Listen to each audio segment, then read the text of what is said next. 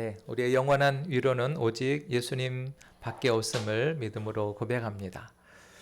오늘은 세례를 받는다는 것, 이 무엇인지, 세례를 받는다는 것이라는 제목의 말씀을 가지고 함께 은혜 받고자 합니다. 여러분, 우리 가운데 세례 받으신 분 한번 손을 들어 표해 보실까요?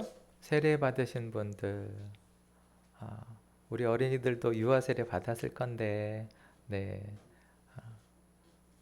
나 받았는지 안 받았는지 모르겠어요. 네, 내리세요. 구약의 성례는 여러 가지들이 있습니다. 뭐 할례나 또 유월절 절기를 지키는 거나 또 말씀을 규례를 지켜가는 이러한 규례들이 성례들이 있지만 구약의 성례들이 예수님께서 오심으로 말미암아 구약의 성례의 예표가 되신 실제적인 구세주 예수님이 오심으로 말미암아 이제 구약의 모든 성례는 싹 사라졌습니다. 그리고 오늘 신약 시대를 사는 우리에게 남겨진 예식은 뭐냐면 한번 따라할까요? 세례와 성례, 세례와 성찬. 네, 세례와 성찬이 바로 오늘 신약 시대를 사는 예수님 오신 이후를 사는 우리가 지켜야 될 거룩한 예식입니다.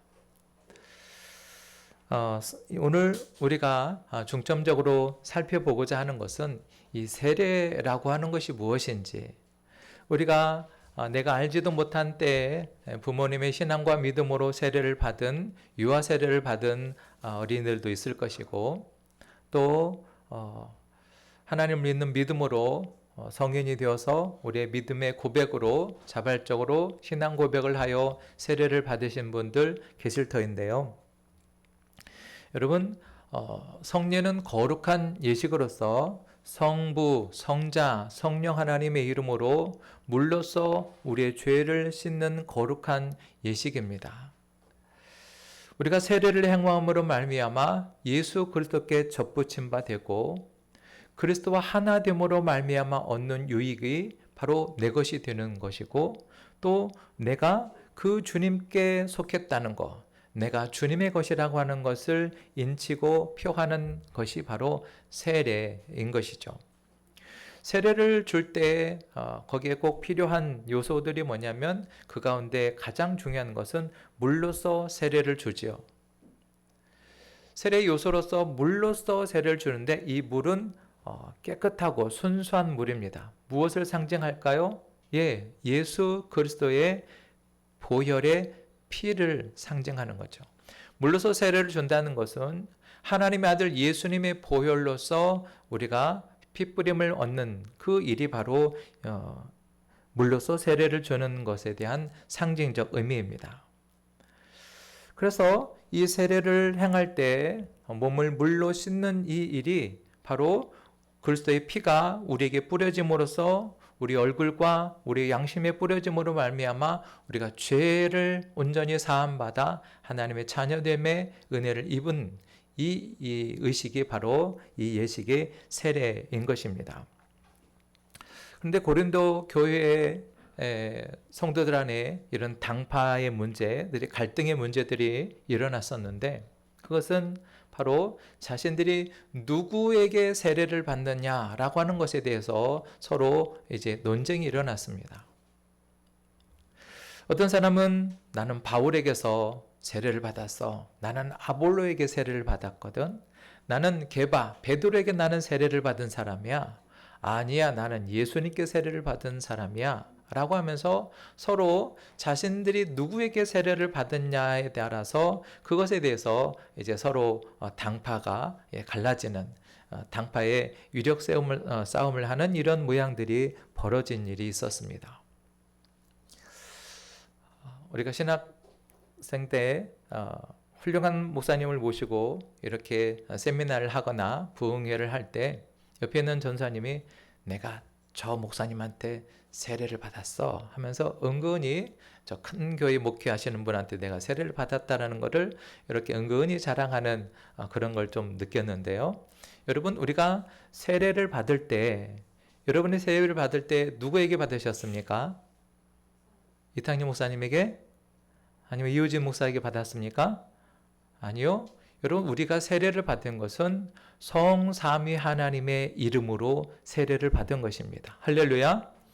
성부 하나님께서 우리를 구원하시고자 하는 예정과 작정 속에서 당신의 유일하신 독생자 예수 그리스도를 보내어 우리를 위하여 죽으시고 부활하신 그 사역을 통해서 성령 하나님이 예수님께서 우리의 구원을 위해서 필요한 모든 것들 이루어진 것을 우리에게 적용해 주심으로 말미암아 우리가 성삼위 하나님의 이름으로 우리가 세례를 받은 것이죠.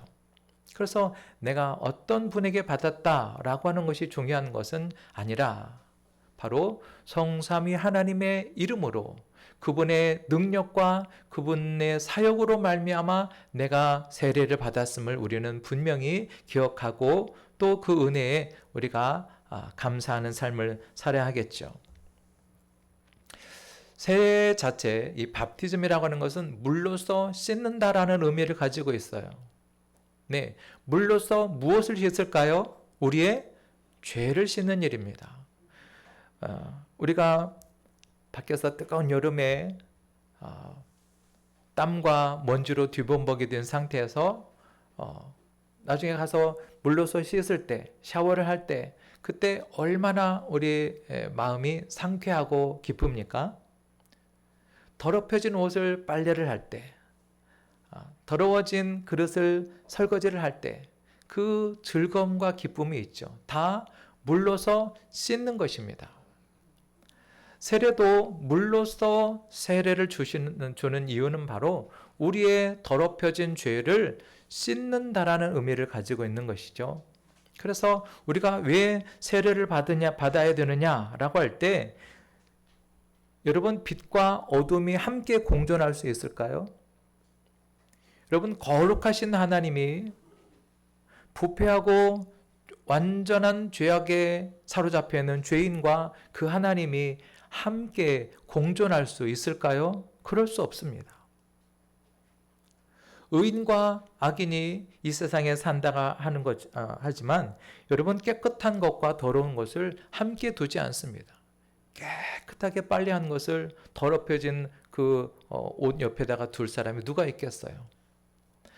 하나님께서 우리를 당신 곁에 두시고 하나님께서 더럽혀진 죄인인 우리를 당신과 교제할 수 있는 그런 관계, 하나님과 우리가 하나 되어 아름다운 교제 안에 들어갈 수 있는 그 관계를 위해서 하나님 반드시 우리의 죄의 문제를 해결하셔야만 하셨던 것이죠.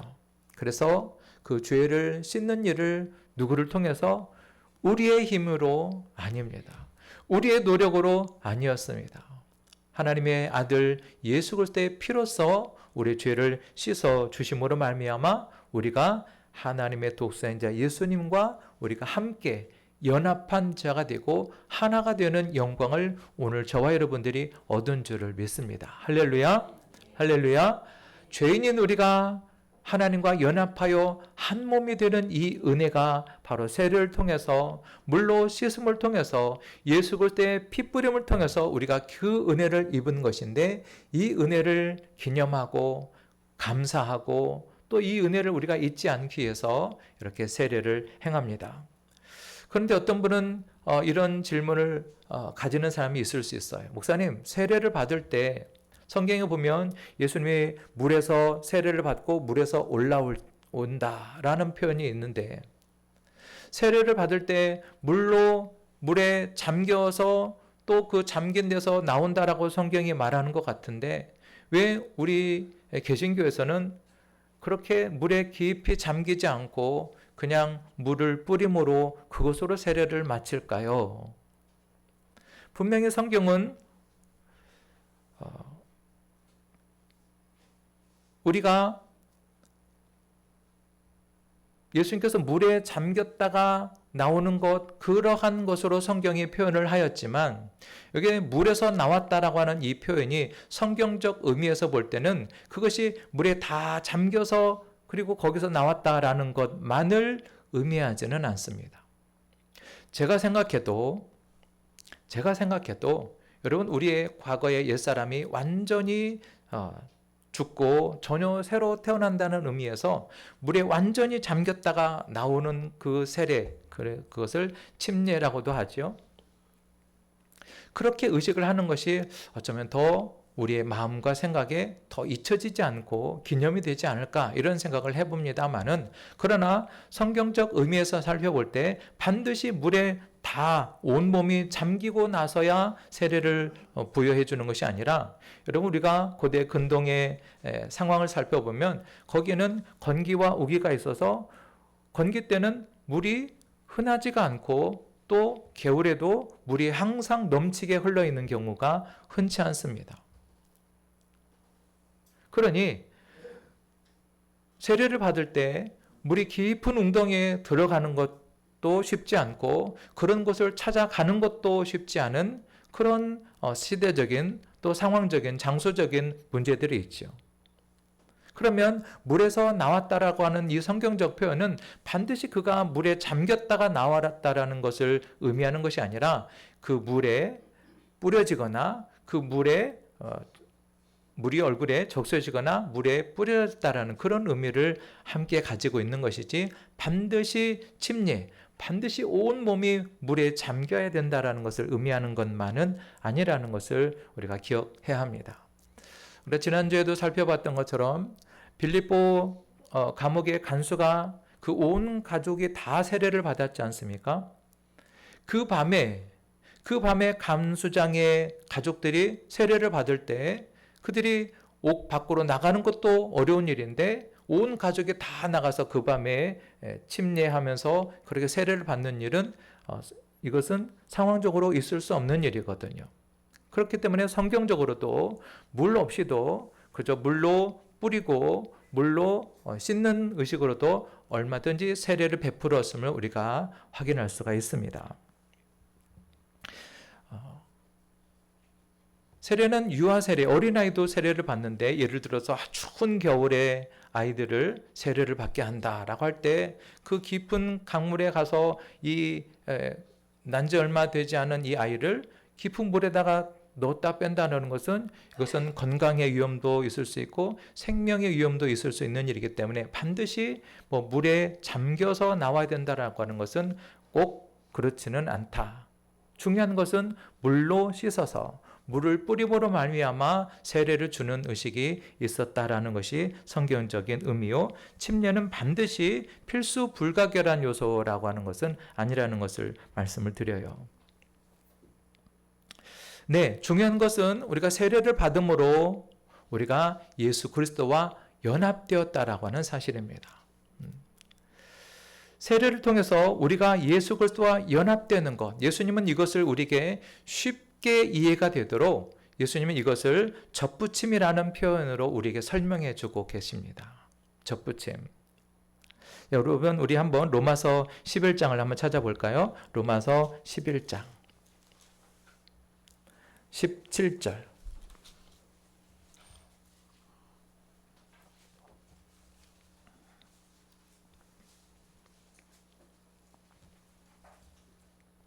찾으셨으면 로마서 11장 17절 한 절을 읽습니다. 시작. 또한 가지 얼마가 꺾이었는데 돌 감람나무인 내가 그들 중에 접붙임이 되어 참 감람나무 뿌리 진액을 함께 받는 자 되었은즉. 아멘. 네, 우리는 하나님의 예정과 작정 속에서 창세전에 우리를 당신의 자녀 삼으시로 계획하셨고, 때가 되매 그리스도를 보내시고, 때가 되매 우리로 믿게 하셔서 성령께서 우리로 믿는 그 믿음을 주셔서 하나님을 믿게 하심으로 말미암아 그리스도와 연합한 자 되는 은혜를 우리가 입었던 것입니다. 그리고 이 모든 사실을 상징하고 인치기 위해서 세례를 주는데, 그 세례를 주는 것을 바로 이 접붙임이라고 하는 행위를 통해서 우리에게 아주 이해하기 쉽게 접근을 해주고 있습니다. 이 접붙임이라는 것은 서로 다른 두 개의 식물을 하나의 나무에다가 다른 나무를 절단을 해서 이것을 서로 하나의 객체로 딱 만들어 내는 것이죠. 이때 반드시 하나는 뿌리를 그대로 두고 있어야 되고, 또 다른 것, 접붙임을 하려고 하는 그것을 단면을 잘라서 거기에다가 이제 접붙임을 하게 되죠. 그러니까 이 대목이 되는 뿌리가 있는 그 대목과 또 접을 붙이려고 하는 그 접수가 되는 그 접순을 붙일 때 그것을 아주 단단하게 잘 붙어 있도록 꽁꽁 동여매고, 그래서 거기에서 이제 진액이 나오고, 그 진액이 나옴으로 이제 완전히 연합되어져서 이제 접목이 되는 그 나무로부터 뿌리의 진액을 받아서 이제 접수가 되었던 그 나무가 가지를 뻗고 잎을 내며 열매를 맺는 그러한 모습으로 과실을 맺게 되죠. 접붙임에 있어서 가장 중요한 것은 이제 접순과 접목이 단단히 밀착되어서 붙어야만 하지 않습니까? 우리가 세례를 통해서 그리스도와 접붙임을 받는다라는 것은 내가 예수 그리스도와 단단히 완전하게 연합되어지고 한 몸이 되는 것을 말하는 것이죠. 여러분, 그리스도는 교회의 머리 된다고 하셨죠? 그러면 교회는 그리스도의 몸입니다. 우리들은 그리스도의 몸이고, 예수님은, 그리스도는 우리의 머리가 되신다. 몸과 머리가 목으로 단단히 연결되어져 있어야지, 이게 만약 떨어져 있다면 이거 참 혐오스럽고 이상한 일이죠. 우리가 그리스도에게 접붙임 받은 이 일, 그리스도와 단단히 붙여져서 그리스도로부터 양분을 공급받고 그리스도부터 수액과 영양분을 공급받아야만 거기서 생명이 보존되고 거기서 영양분을 받아서 거기서부터 열매를 맺을 수 있는 은혜가 주어진 것이죠. 근데 우리가 잊지 말아야 되는 것은 내가 그리스도와 접붙여서 예수를 믿게 되었다 할진데 이 접순과 접목과는 질적인 차이가 굉장히 큽니다. 그런데 이 접순이 접목에 붙어가지고 접순에서 가지가 나고 접순에서 열매가 맺히고 또 거기서 열매를 딴다 그래가지고 이 접순되는 이 접순이 내가 이 열매를 맺었어 라고 자랑할 수 없다는 것이죠. 우리 계속해서 볼까요? 방금 읽었던 로마서 11장 17절과 8절 같이 읽겠습니다. 시작. 또한 가지 얼마가 꺾이었는데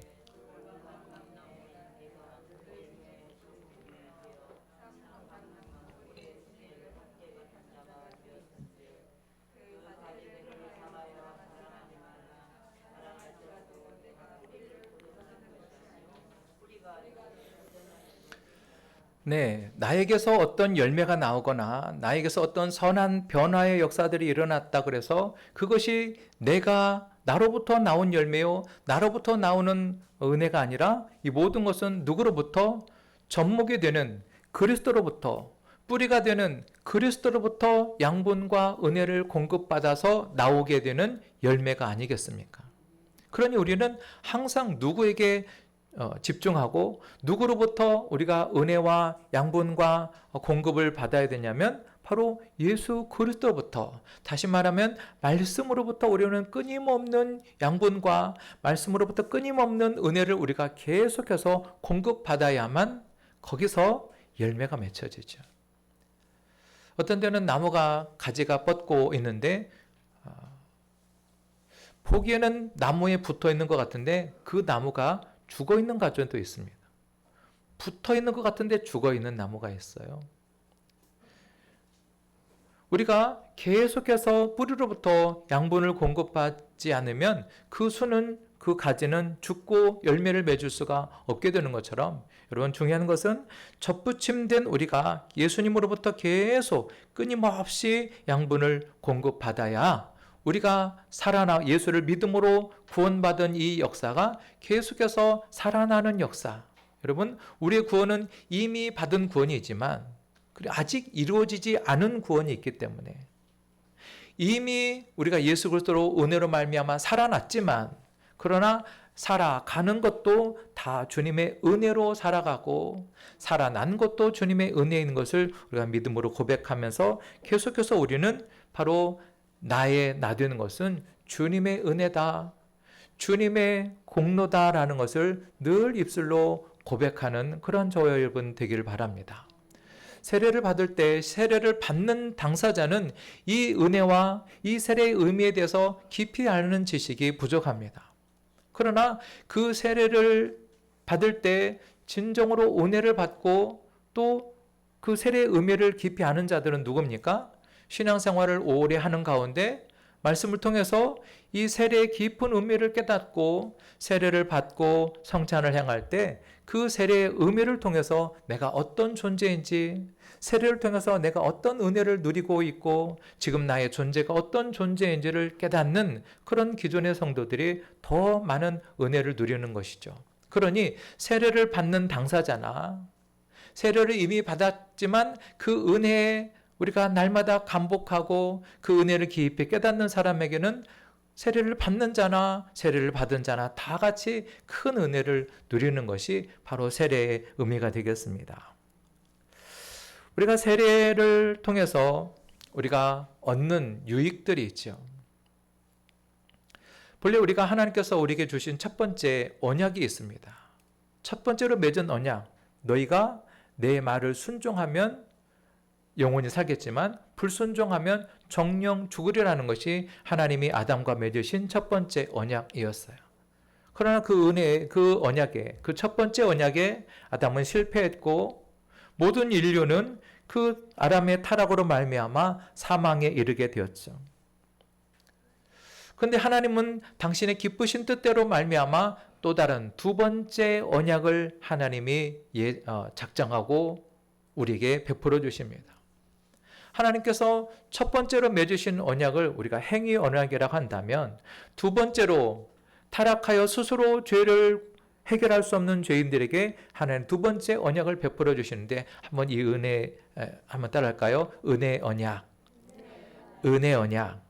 네. 바로 이 스스로 죄에서 해결할 수 없고 그 사망으로부터 벗어날 수 없는 이 죄인들을 예수 그리스도에 의하여서 이들에게 생명과 구원을 값없이 주시겠다라고 하는 하나님의 약속이 바로 두 번째 언약에 해당하는 것이죠.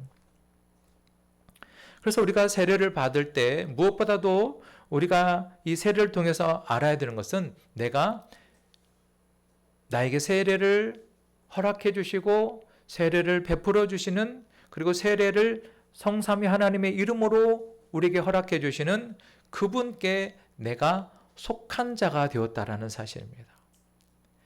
내가 더 이상 나의 나된 것이 나의 힘과 노력이 아니라 오직 그분으로 말미암아 그리고 그분께서 나를 당신의 나라의 백성으로 당신의 나라의 가족으로 우리를 부르셔서 우리를 당신과 교제할 수 있는 하나 되는 그 나라를 누리는 은혜를 우리에게 주신 이 은혜. 그래서 내가 이제 더 이상 원수 사단마귀의 종으로 있던 우리가 이제는 그리스도께 속하여 하나님의 자녀가 되었다는 이 은혜를 우리가 하나님께서 인쳐주시고 우리에게 확언해 주시는 이 사실이 바로 세례를 통해서 우리에게 주어집니다. 그래서 우리가 여러분 아까도 말씀드린 것처럼 접붙임을 할 때 이 접수는 어떻습니까? 그가 앞에나 뒤에나 필요 없는 것들을 다 잘라냅니다. 그렇죠? 불필요한 것들을 다 잘라내고 오직 꼭 필요한 것 그 부분만 딱 남겨놓고 그것을 접목에다가 접순을 이렇게 붙이는데 우리가 예수 그리스도께 우리가 접붙임이 되었다라고 하는 것은 우리의 옛 본성, 우리의 과거의 이 묵은 가지들을 다 잘라버리고 이제는 예수님과 온전히 연합해서 오직 모든 것을 그리스도께로부터 우리가 공급을 받는 것이죠. 우리가 살아가는 삶의 방법을 오직 예수님께 물어보고 예수님께 여쭤보고 그분께 도움을 받으면서 살아가는 것. 이게 바로 예수 그리스도로부터 뿌리가 되는 그리스도로부터 늘 효능을 받아들이고 또 그 안에서 성장하며 그 안에서 열매를 맺을 수 있는 것입니다.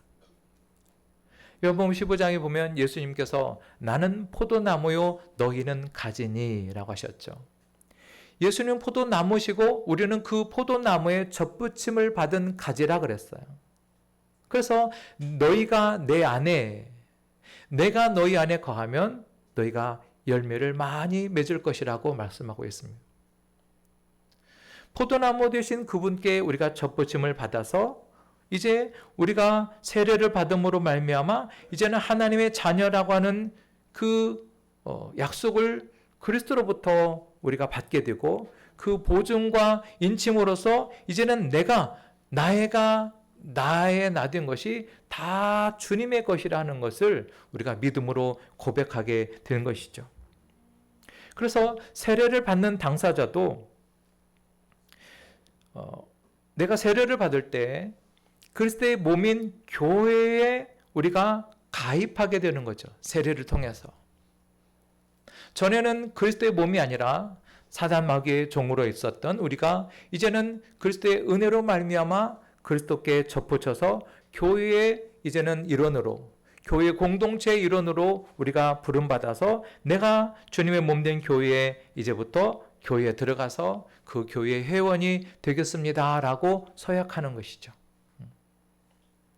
그러면 이 세례가 거행되는 그 교회에 들어가서 이제는 그 교회의 회원으로서, 그 교회의 일원으로서 그 하나님께서 우리에게 주신 유익들을 누리고 권한을 누리면서 또한 그 교회 공동체로서의 책임도 함께 감당해 나가기로 결단하는 것입니다.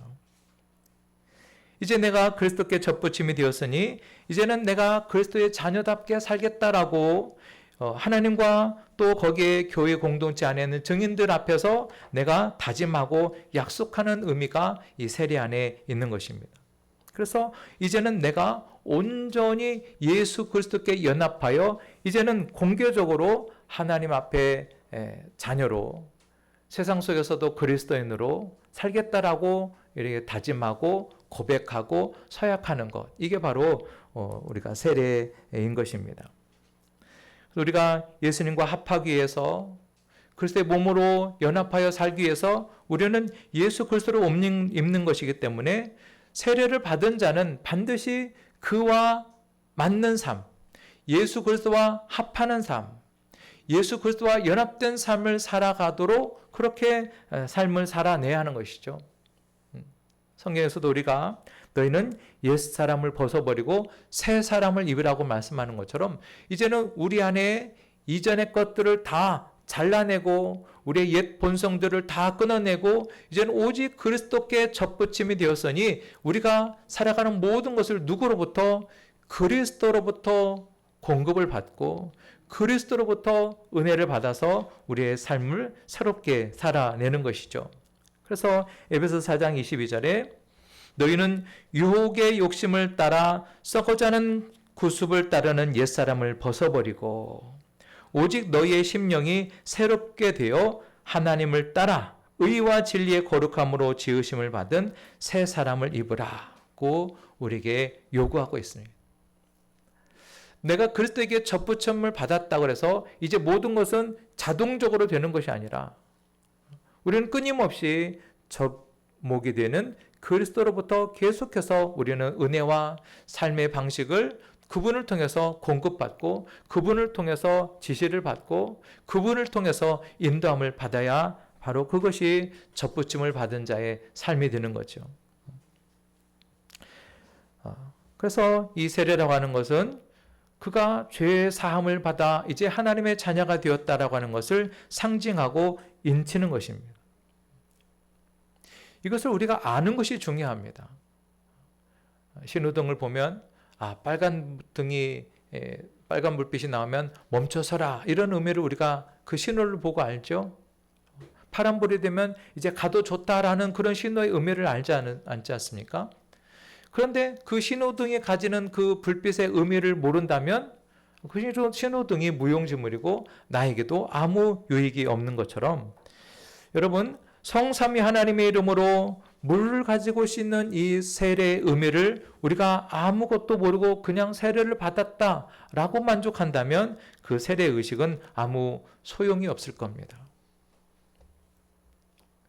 우리가 성찬을 행하고 세례 의식을 행할 때 우리는 그 의미가 무엇인지, 세례를 받았을 때 그 유익이 무엇인지를 우리는 분명히 믿음으로 받아들일 때 그 세례의 의미와 효력이 바로 나의 것이 되는 것입니다.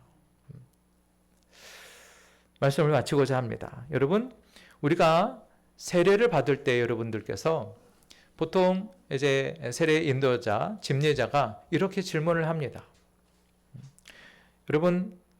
여러분은 하나님 앞에 서서 죄인인 것과 그 진노를 면치 못할 줄을 알고 그의 크신 자비하심으로 구원받는 것 외에 소망이 없는 줄을 믿기로 서약합니까? 그러면 수세자가 어떻게 하죠?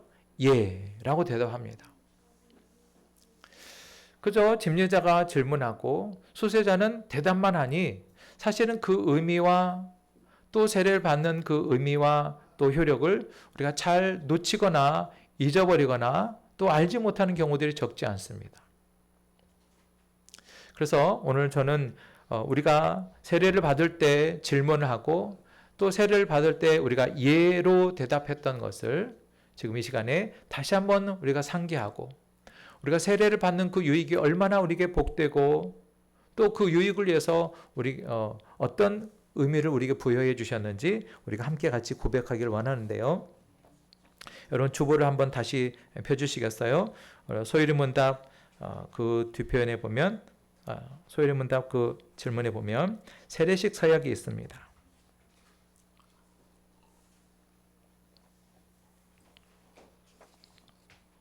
우리 이전에 이 질문을 던졌고 이전에 이 질문 앞에서 여러분이 예로 반응했지만 오늘 다시 한번 그 의미를 생각하면서 우리 다시 한번 서약을 한번 해볼까요? 자, 그러면 다 한번 일어나 보시겠습니다. 다 함께 일어나실까요? 우리가 받은 세례의 의미를 그리고 우리가 무엇을 고백하고 다짐하고 어떻게 살아가야 할지를 우리가 하나님 앞에 다시 한번 우리가 되새겨보는 마음으로 한번 서약을 하도록 하겠습니다. 자, 오른손을 이렇게 들어주시고 엄숙하게 하나님 앞에 서약하겠습니다. 질문합니다. 첫 번째, 여러분은 하나님 앞에서 죄인인 것과 그 진노를 면치 못할 줄을 알고 그의 크신 자비하심으로 구원받는 것 외에 소망이 없는 줄을 믿기로 서약합니까? 저는 하나님 앞에 죄인으로서 당연히 그의 진노를 받을 만하나 그 진노를 면치 못할 줄을 알고 그의 크신 자비하심으로 구원받는 것 외에 소망이 없는 줄 믿습니다. 이문, 여러분은 그리스도께서 하나님의 아들 되심과 죄인의 구주가 되신 줄 믿으며 복음에 말한 바와 같이 구원하실 이는 오직 예수뿐인 것을 믿고 그만 의지하기로 서약합니까? 저는 주 예수 그리스도가 하나님의 아들 되심과 죄인의 구주가 되신 줄 믿으며 복음에 말한 바와 같이 구원하신 이는 오직 예수뿐인 것을 믿고 그만 의지하기로 서약합니다. 세 번째, 여러분은 성령의 은혜만 의지하여 그리스도를 믿고 따르는 자가 되고 모든 죄악을 버리고 그의 가르침과 본을 따라 살기로 서약합니까? 저는 지금 성령의 은혜만 의지하고 그리스도를 믿고 따르는 자가 되고 모든 죄악을 버리고 그의 가르침과 본을 따라 살기로 서약합니다. 네 번째 마지막, 여러분은 교회의 관할과 치리에 복종하고 교회의 덕과 화평을 이루는 일에 힘쓰며 교인된 의무와 권리를 바르게 행사하기로 서약합니까?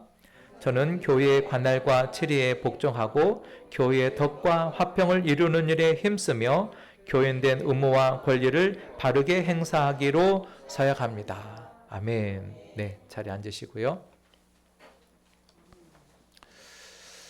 이 서약은 성삼위 하나님 앞에서 우리의 믿음대로 고백하였던 내용들입니다.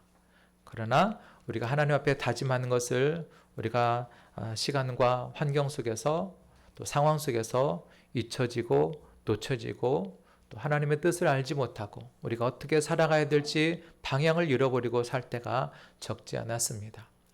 우리가 그리스도인으로 살기 위해서 서약했던 또 하나님의 자녀로 부름받아 그리스도와 접붙임된 이 은혜를 누리며 살아가기 위해서 서약했던 이 은혜를 우리가 기억하면서 우리가 다시 한번 하나님의 은혜의 사람 또 그리스도의 사람 하나님의 구별된 사람으로 살아내는 그러한 저 여러분이 다 되실 수 있기를 바랍니다. 우리 찬송가